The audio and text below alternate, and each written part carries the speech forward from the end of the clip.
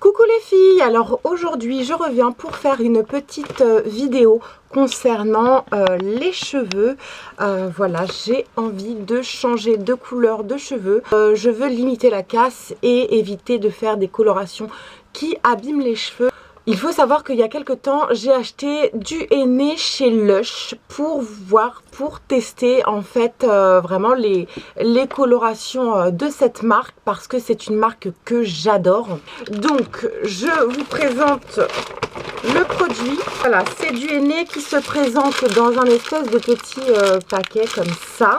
Je voulais absolument me faire une couleur dans les tons marronné, marronné chaud, mais juste avoir quelques reflets et pas dénaturer la couleur de mes cheveux, pardon.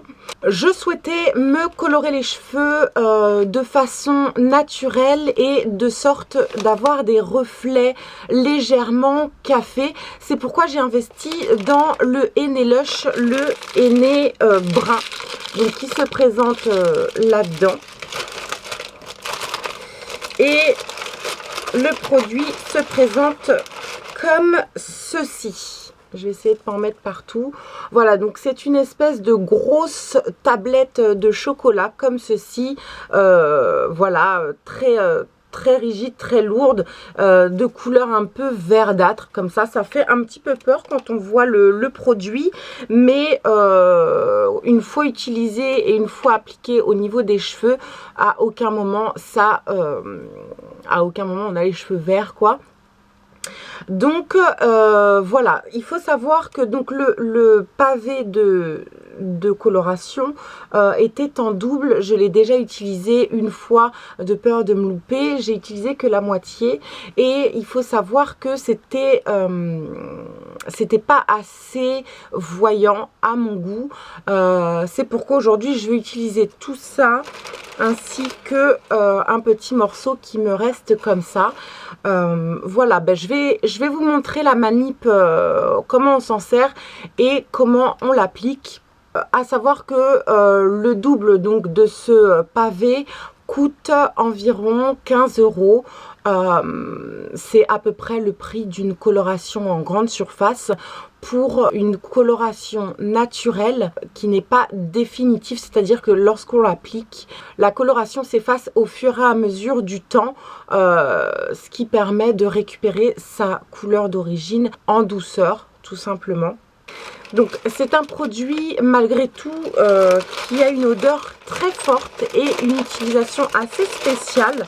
C'est un produit qu'on va faire fondre au bain-marie et l'appliquer sur les cheveux et laisser poser.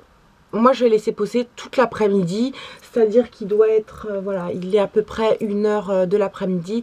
Je rincerai le tout vers 17 h pour avoir un maximum de reflets dans les cheveux. Et je vais vous montrer la manip à suivre. Donc c'est parti, on change de pièce. Donc voici le henné de chez Lush. Voilà comment ça se présente et il faut le faire fondre au bain-marie. Donc j'ai préparé 2 casseroles. Donc la première où je vais mettre mes petits morceaux. Tac. Aïe, c'était ma main. Comme je vous disais tout à l'heure, vous voyez la coloration un petit peu verte. Voilà, c'est normal, hein, c'est le henné. Donc je mets ça dans ma casserole, on voit pas grand chose. Je mets tout. Je vais mettre un petit peu d'eau à l'intérieur, donc dedans, et un petit peu de miel, histoire de rendre la pâte un petit peu plus onctueuse et plus facile à appliquer sur les cheveux.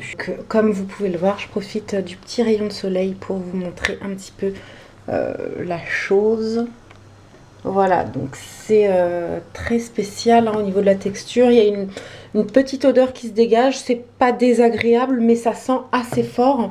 Et après, vos cheveux sentent cette fameuse odeur d'herbe ou de... Enfin, je sais pas trop ce que ça sent, les épices. Enfin, c'est assez spécial.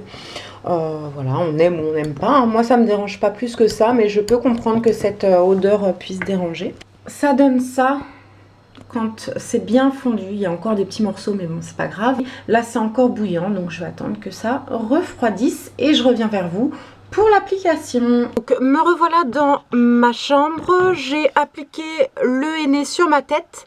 Voilà, donc application plutôt facile, on va dire. On se moque pas au fait, parce que j'ai vraiment une tronche de cake. Enfin bref, on s'en fout. Donc je disais que l'application était vachement plus facile. Bien, je vous recommande vraiment de mettre du miel à l'intérieur. Ça m'a donné une pâte très homogène, très lisse, très facile à travailler et sans petits résidus qui tombent. Ça facilite vraiment l'application. Donc là, j'ai fait un gros pâté sur ma tête. Je vais mettre du cellophane pour accentuer un petit peu les reflets de ma couleur et pour accélérer aussi le processus parce que j'ai perdu vachement de temps et je ne vais laisser poser que 3 heures. Faut savoir que ce genre de couleur de chez Lush, c'est minimum 2-3 heures, vraiment le minimum. Donc pour accélérer le tout, cellophane tout autour. Le henné Lush, finalement, c'est une couleur, certes, mais c'est également un soin. Les cheveux sont super doux, brillants, gainés, soignés. Franchement, c'est divin au niveau de la qualité du cheveu après. C'est pour ça que j'aime beaucoup cette couleur. Donc, d'ici 3 heures, j'irai me rincer, me laver les cheveux et tout le tralala. Et j'irai me faire mon brushing et je vous retrouve après pour le résultat final. Me revoilà les filles, après avoir terminé donc mon brushing et mes petites boucles. Je vais essayer de cadrer un petit peu sur mes cheveux, tant qu'à faire.